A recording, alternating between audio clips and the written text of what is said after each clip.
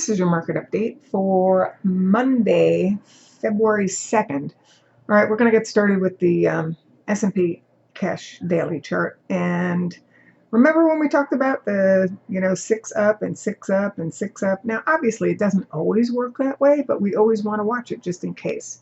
You do remember that we did have timing for a high at this point besides the 6 up or the time symmetry. And yeah, we got a pullback, but since all the averages are still bullish, good idea to look at that pullback for a possible new entry. Now, I hadn't done the symmetry before on S&P cash, but I just checked it, and there definitely was symmetry there. But there was also symmetry plus a 618 retracement on the daily chart of S&P futures. And again, with all the averages on the side of the bulls, if this last low holds up, potential upside target is 70.82, looks like 25. Second target would be 71.32.50 or so, and then the target off of the old high-to-low swing remains at 70.96.50. So I still have hopes for some higher prices, but just in case we're wrong, or just use relatively tight stops. This market's a little bit crazy right now. Well, at least the metals are.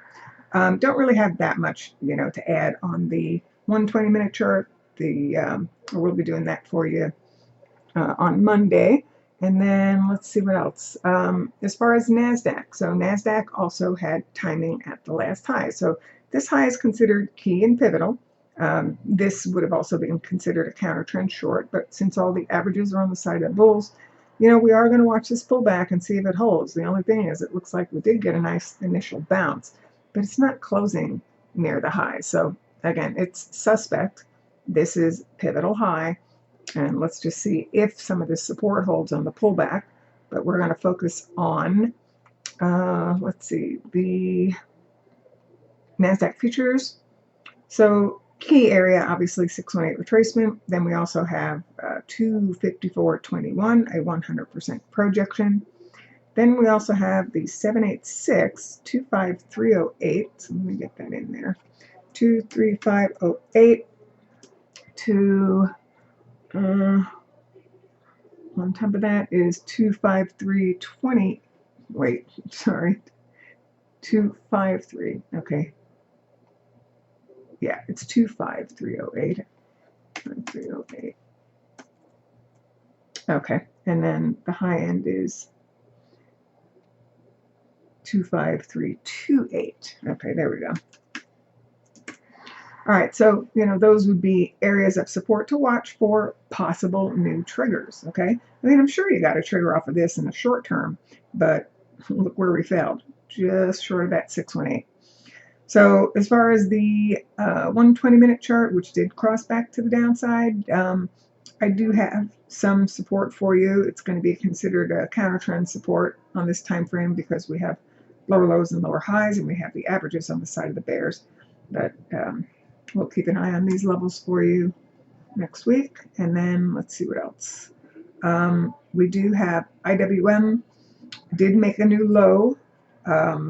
Still hasn't triggered on a 30-minute chart. Okay, so you see it crossed to the downside here. It has not triggered back up to the upside against any of those levels that I gave you. But like I said, if you used shorter term triggers, you probably would have gotten a false one on the 15-minute chart. But here, our immediate decision is going to be the area of 259.59. Okay, it doesn't have to be a perfect hit, but it is close enough to look at. 259.41. Yeah, that's close enough. If we hold above here, potential upside target becomes 274.91. I'm also going to run a projection of the prior low to high, just so you have another area of resistance to keep an eye on. And on the way up, and let's see. Yeah, we have not triggered for a swing trade on the 30-minute chart. So keep that in mind and be patient. Now, as far as Bitcoin, I told you that I was going to run, I ran timing from this last high for the next possible low, and it gave you, this time window along with some of the old price support to look at for a possible bounce. We are getting such a bounce, but again, you have to remember it's counter trend. And be quick to get out of the way if it doesn't continue to move in your direction. So one of the things I want to do here is just at least give you a couple of symmetry projections that we need to clear if this is indeed, a more important low. And, there's quite a lot that we need to get through. So let's look at these symmetrical projections. We need to clear, unless you're looking for a short. If you want to look for a short, you can use those same areas, right? And then, let's see, I'm going to take a look at our other charts as far as Apple's concerned. So Apple's basically holding on a pullback to this last low, and it looks like the 5's trying to cross above the 13, though we're still below the 50. So we're not in a great place technically there, but it does kind of look like this could cross back up. So we're holding above basically 2 618 retracements, and you're slightly through that 50% retracement. So if this low is good, target 1 is 246.61, target 2, 267.99. But there are also other areas of resistance that you want to be aware of here, okay? Because, got 618, a couple of the swings and all that good stuff. So keep an eye on that, but if we hold here, I'm going to look for higher prices. And then as far as Amazon's concerned, I did add some new levels. I went over to the left-hand side of the chart and grabbed some of those projections, because many swings tend to be similar to other swings on the same chart. And we are still above this like pullback area here, but I added a couple of levels, like 233.91 to 235.05 is pretty standout. And then we're currently testing and holding 236.35 to 237.33. Note we were not able to clear that 618 retracement. So that, could cause a problem for the bulls, but if we can come back through it, then we start looking for 250.78 as a target 1 off of this last low. Okay, but if not, we'll look at these other areas for possible opportunity. As far as Google's concerned, that still looks okay. We still haven't met the target. I'm still looking for 346.24 off of this last setup zone. After that, 349.04 and 353.55. And then let's see, Nvidia. Now I have, we definitely have resistance that you need to watch on the way up here. We do have all the averages on the side of the bulls here, so I would still look at pullbacks, or I'd be looking at pullbacks now. You're above the 50, above the 200, above the 50, 5 and 13's in a buy mode. So you do have some support that's going to come in below. All right, that looks very interesting on the daily chart. But I also found an area that may end up holding, and so you won't get to those other areas, and that's this 189.06 to 41 area. Let's see what the actual low is. It is 189.47. That's absolutely close enough. But if we hold above here, the general target is 195.86 in Nvidia, and it looks like this 30-minute chart still bullish. Tesla, I think the big deal here is in Tesla on the weekly chart, because on the weekly chart you have access to all of these prior swings back here, okay, and they tend to be similar to each other, and so we do have a lot of symmetry, in these two zones. So basically, the larger zone is 404.33 to 413.92. Oh wait, is that 413.92? Actual low looks like 414.62. I say it's close enough if you want to look at a trade. And otherwise, we can break this up into a couple of smaller zones, like we can say 407 to 413, or we can break this up into a smaller zone. This is 411.90 to 413.92. Anyway, bottom line, this is a very important support decision, and just because it has this many levels doesn't guarantee that it's going to hold.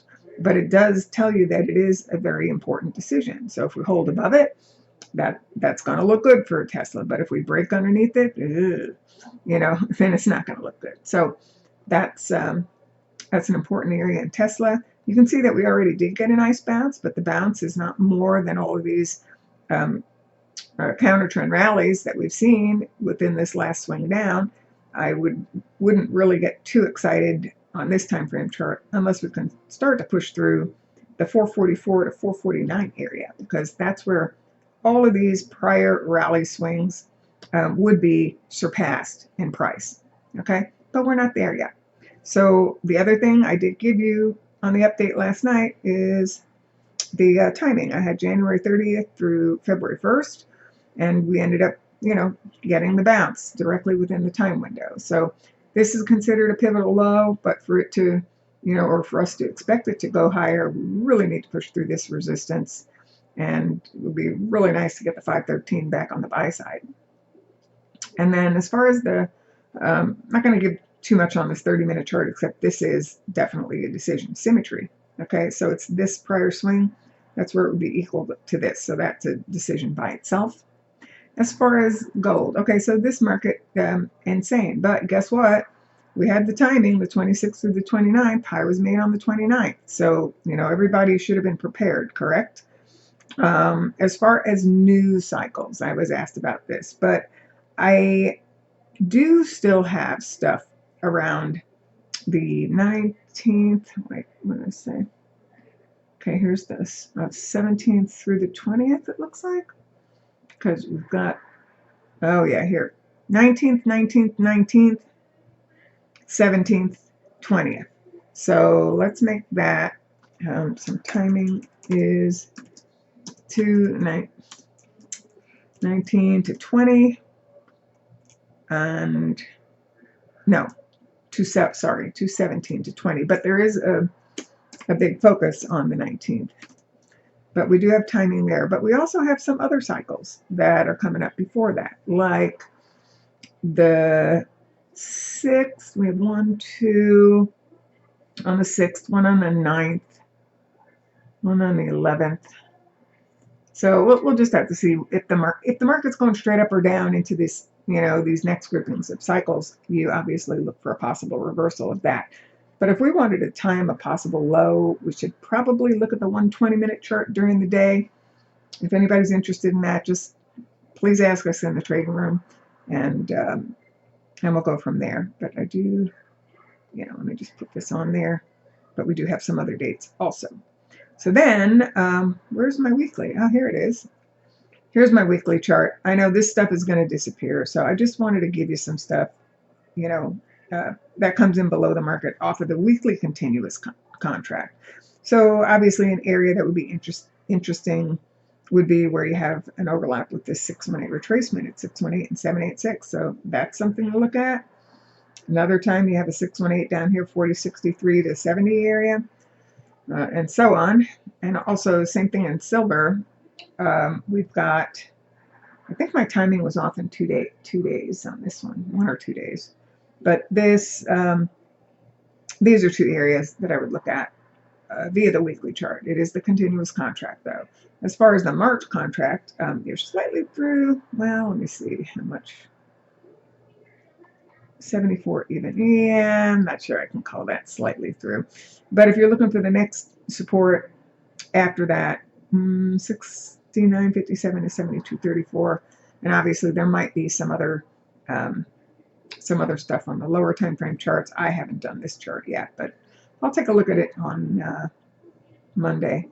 And as far as crude, I did give you an area yesterday. This was a royal setup, okay? Looks like 63.44 to 61, actual low 63.64.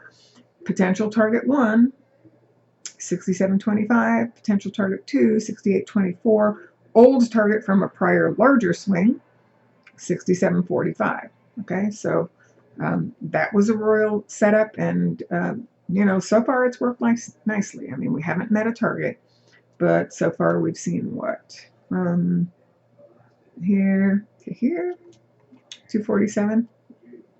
Yeah. All right. And then as far as TLT is concerned, all the averages are inside the bears here. So yes, there is support, okay, but it's considered counter trend support.